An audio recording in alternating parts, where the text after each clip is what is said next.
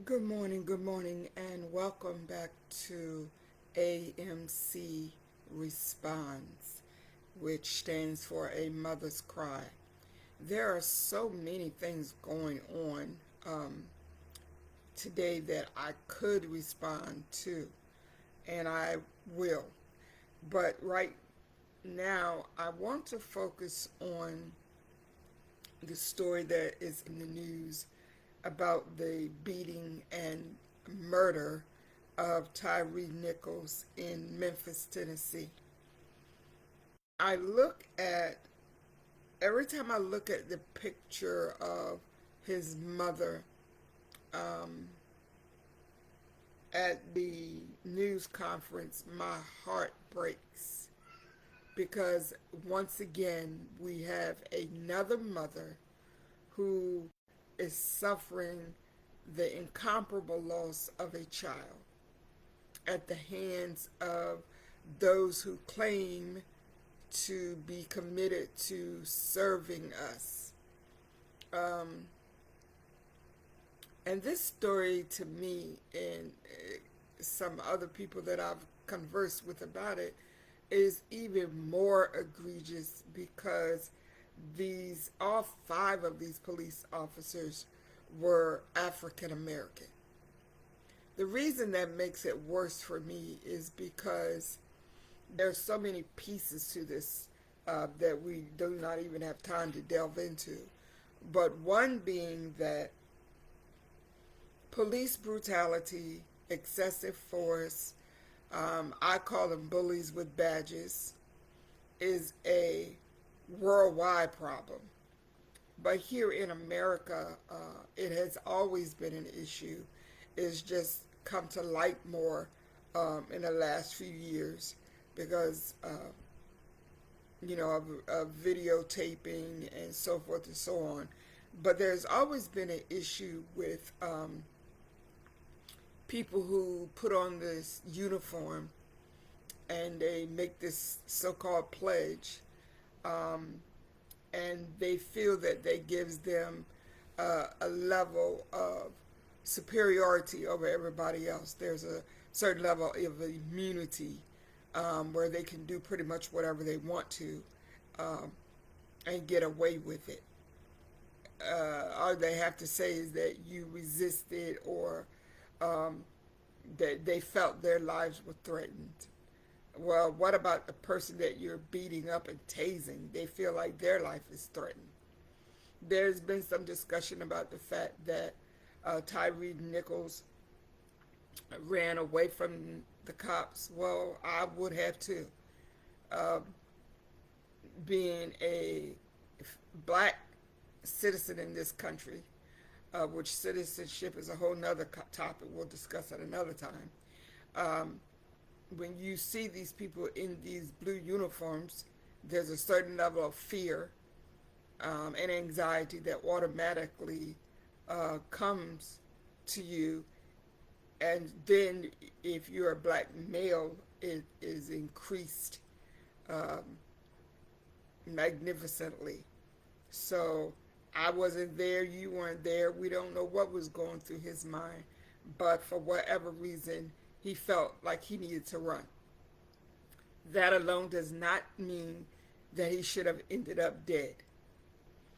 The videotape that the family shared that they had seen shows him being tased and beaten for 3 minutes non-stop by five police officers. Once again, and I've said this in the past, I still don't understand why it takes so many police officers to respond to one individual. If you're that afraid of something happening to you that you have to bring the whole police force, maybe you should be doing something else as an occupation. Yes, I'm extremely angry, disturbed, and really pissed off because once again we have a mother who is dealing with a broken heart because her child was murdered by people that are sworn to protect him, leaving a child, you know, whose father is gone, Tyre had a child of his own that he is now that is now left without a father. So again, we repeat the cycle of another black child not having their father in their life. And it's easy for people to sit back and point at these fatherless children, but we have to take into consideration all aspects of how these children end up fatherless. And in this case, and in many cases, it is a result of police brutality, that this little boy no longer has his father. And so I also want to make note of the fact that these 5 police officers have now been arrested and charged. And I was talking with someone yesterday about how quickly the so-called system works when it's people, black and brown people involved.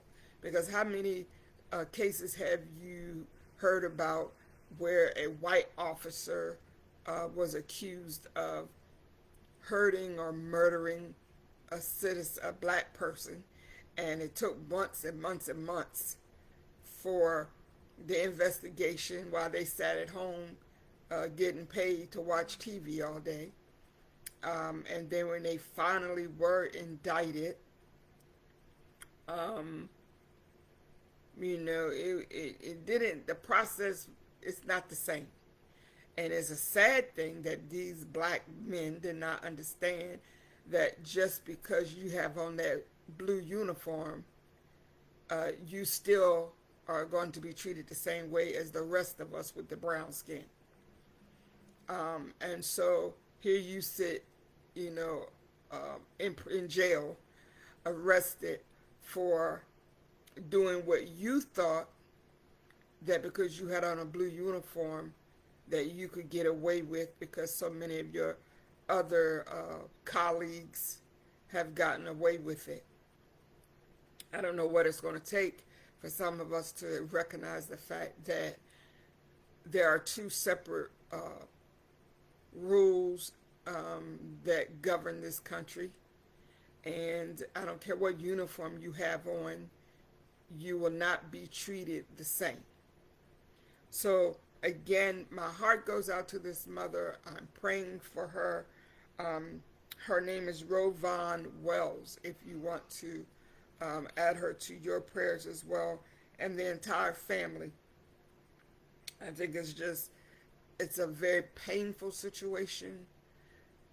It breaks my heart, makes me very sad, but it also makes me very angry that we are again at this same place with another mother, with another child murdered by so-called peace officers. And one of the things that I have noticed is the lack of outcry from the Back the Blue supporters. Like every time there's an issue where a white officer kills a black person, beats up a black person, maims a black person, there's this outcry from the Back the Blue people. Pretty much whatever they do is okay. They have immunity, they have whatever, because they're wearing a blue uniform. I'm not hearing from that crowd right now as we watch these African American guys being taken into custody. Maybe they are out there. I just haven't seen anything from them. But again, I want to ask you to remember to keep this family in prayer. This mother, the stepfather, the brother, the son, everyone who loved this young man. No matter what he did or didn't do, he should not be dead right now because of it. And if you look up this article, look up this story on Tyre Nichols, you will, and you hear about the autopsy report and how disgustingly beaten he was, it breaks your heart as a mom, and it pisses you off as an advocate. So again, thank you for listening and watching this video from A Mother's Cry Responds. It is my desire to do weekly commentaries such as this on a specific story that's in the news. Sometimes I'm unable to do it every week for health reasons or whatever the case may be. But again, I thank you. I appreciate your support and look forward to coming to you again with our next report. Have a great day.